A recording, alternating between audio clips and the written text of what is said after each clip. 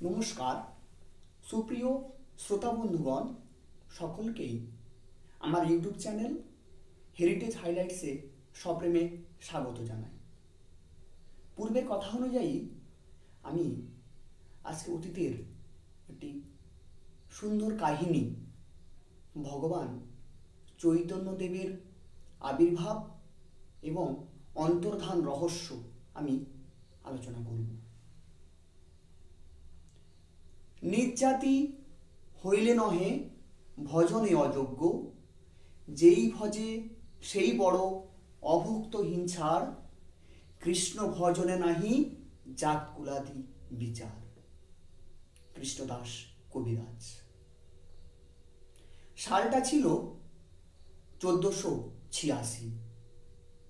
নবদ্বীপের এক ব্রাহ্মণ পরিবারে জগন্নাথ মিশ্র ও শচীদেবীর কোল আলো করে আবির্ভূত হন মহামানব চৈতন্যদেব। এছাড়াও তিনি গৌরাঙ্গ নিমাই নামেও পরিচিত ছিলেন। বাল্যকালেই তিনি ন্যায়, ব্যাকরণ ও দর্শন শাস্ত্রে গভীর ব্যুৎপত্তি লাভ করেছিলেন। তিনি ছিলেন দুষ্টু প্রকৃতির এবং চঞ্চল। দুষ্টু প্রকৃতিগুলো এমনই ছিল যে গঙ্গার ঘাট থেকে কেউ হয়তো স্নান করে উঠে আসছেন, ওনার দিকে ধুলোবালি ছেড়ে দিতেন। আবার কেউ হয়তো ধুতি পরিষ্কার করে রেখেছেন, কেচে রেখেছেন, তিনি তা লুকিয়ে দিতেন। এইভাবেই তার দুষ্টুমির সীমা ছিল না। আমরা এই চৈতন্যদেব দেবের এই যে ভাব মানুষের পরিবর্তন করছে কখন না, যখন দাদা বিশ্বরূপ সন্ন্যাস গ্রহণ করছে বাড়িতে জানিয়ে, এবং পাশাপাশি পিতার মৃত্যুর ফলে বাড়ির যাবতীয় দায়িত্ব ওনার কাঁধে এসে পড়ছে, তখন তিনি দুষ্টুমি ছেড়ে পড়াশোনায় মন দিচ্ছেন। বাড়ির গুরুদায়িত্ব যখন কাঁধে এসে পড়ে, তার ভার লাঘব করার জন্য তিনি টোল খুলেছিলেন। টোল খুলে সেখানে ছাত্রদের শিক্ষা দিতেন। মা শচীদেবী খুবই চিন্তিত। কেন না, তিনি জানেন যে বড় ছেলে সন্ন্যাস হয়ে গেছে, ছোট ছেলে যদি চলে যায় তাহলে এই সংসার হাহাকার হয়ে যাবে। তাই তিনি চৈতন্যদেবের পছন্দ মতোই লক্ষ্মীপ্রিয়া দেবীর সঙ্গে তার বিয়ে দেন। এই সংসার পরিচালনা করার জন্য তিনি চট্টগ্রামে কিছুদিন শিক্ষকতার কাজ করেন। কিছুদিন পর তিনি খবর পান যে লক্ষ্মীপ্রিয়া দেবী মারা গেছেন। তিনি ফিরে আসেন নবদ্বীপে। পরিত্রাণায় সাধুনাং বিনাশায় চ দুষ্কৃতাম ধর্ম সংস্থাপনার্থায় সম্ভবামি যুগে যুগে। হিন্দু ধর্মের যখন সংকটময় মুহূর্ত, তখন আবির্ভূত হন চৈতন্যদেব। 1508 খ্রিস্টাব্দে গয়াতে পিতার পিণ্ডদানকালে ঈশ্বরপুরী নামক এক সন্ন্যাসীর কাছে তিনি কৃষ্ণ প্রেমে দীক্ষিত হন। তিনি ফিরে এসে হে কৃষ্ণ কৃষ্ণ ছাড়া কৃষ্ণ প্রেমে বিলীন হয়ে যান। বাড়িতে মা পুনরায় বিবাহের ব্যবস্থা করেন, বিষ্ণুপ্রিয়া দেবীর সঙ্গে বিবাহ দেন। কিন্তু কৃষ্ণ প্রেমে তিনি এতটাই বিভোর যে সংসারে তার কোনো চিন্তা নাই। পরবর্তীতে মাত্র 24 বছর বয়সে কাটোয়ার কেশব ভারতের কাছে তিনি সন্ন্যাস গ্রহণ করেন। কৃষ্ণ প্রেমে ব্যাকুল হয়ে তিনি বঙ্গদেশ, উড়িষ্যা, কাশী, বৃন্দাবন প্রভৃতি জায়গায় উদার মতবাদ তিনি প্রচার করেন। চৈতন্যদেবের আবির্ভাবের পূর্বে বাংলায় তুর্কি আক্রমণের ফলে শাসন ব্যবস্থার পরিবর্তন ঘটেছিল। তারপর শাসকদের অত্যাচার তো ছিলই।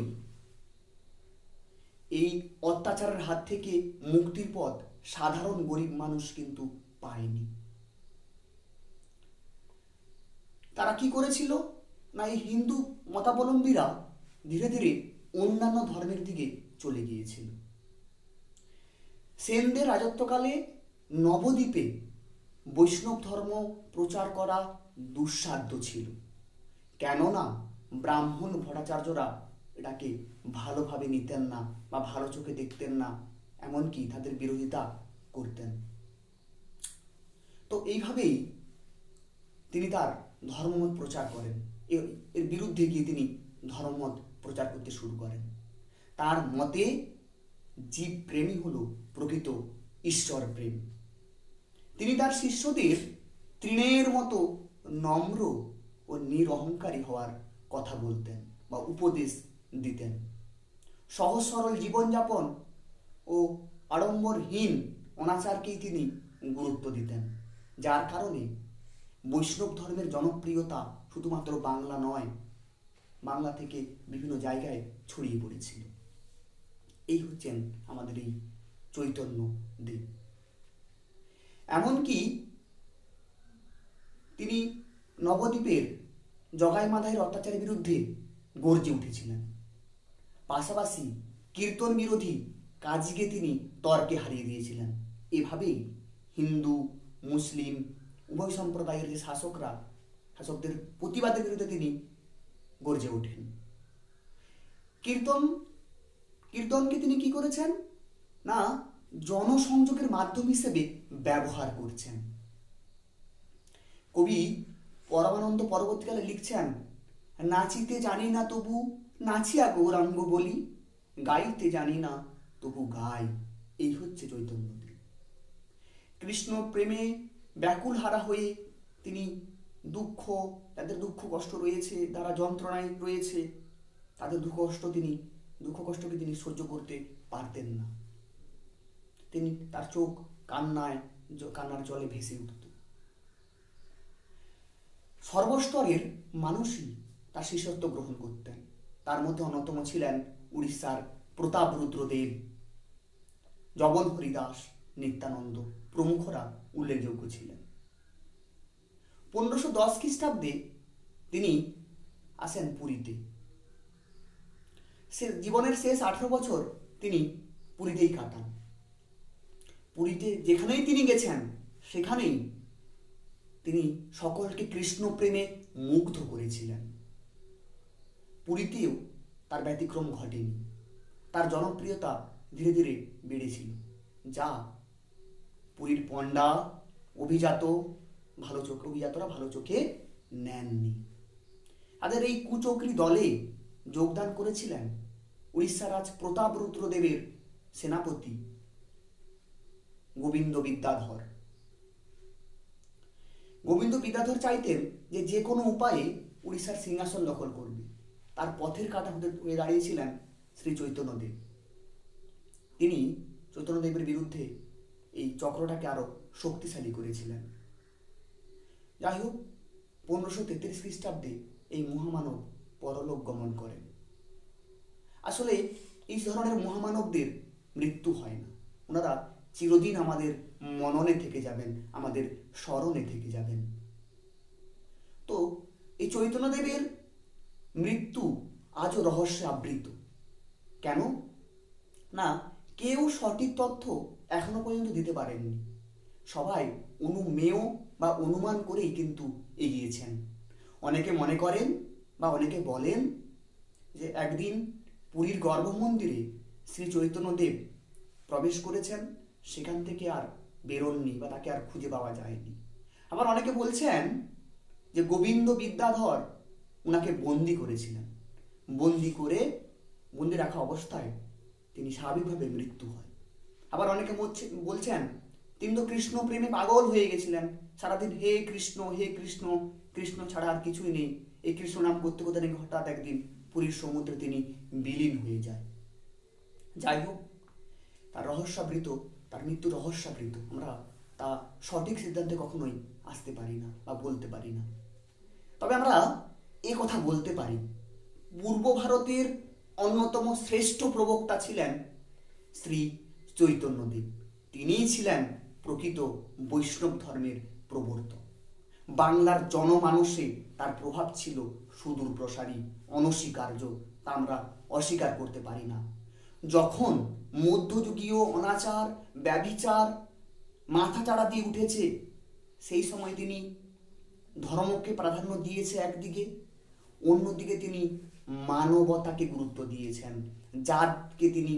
জাতিভেদকে তিনি বিচার করছেন না, তিনি বিচার করছেন মনুষ্যত্বকে, মানুষের ভালোবাসাকে, মানুষের সেবাকে তিনি গুরুত্ব দিচ্ছেন। তাই বাঙালি জীবন, বাঙালি কবি সংস্কারকরা ওনার প্রভাব থেকে মুক্ত নন। বঙ্কিমচন্দ্র চট্টোপাধ্যায়, রবীন্দ্রনাথ ঠাকুর, কেশবচন্দ্র সেন, ইনার প্রভাবে প্রভাবিত।